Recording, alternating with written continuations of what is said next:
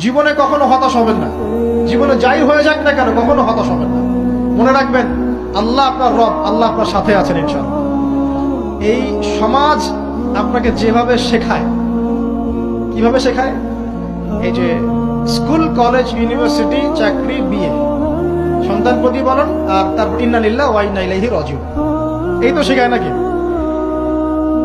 সবসময় মনে রাখবেন যে আল্লাহ রাব্বুল আলামিনের পরিকল্পনাই আপনার উপরে সবচেয়ে বেশি অগ্রাধিকার যোগ্য, সমাজের পরিকল্পনা নয়।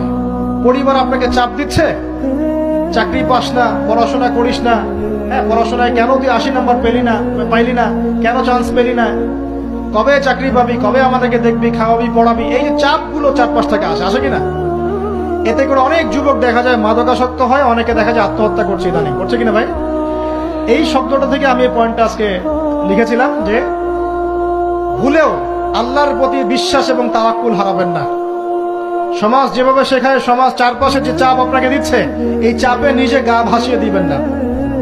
আপনি আল্লাহর কাছে দোয়া করবেন, আল্লাহর কাছে পথ চেয়ে নিবেন এবং আল্লাহর প্রতি তাওয়াক্কুল ভরসা করবেন। কখনো আত্মহত্যার পথ বেছে নিবেন।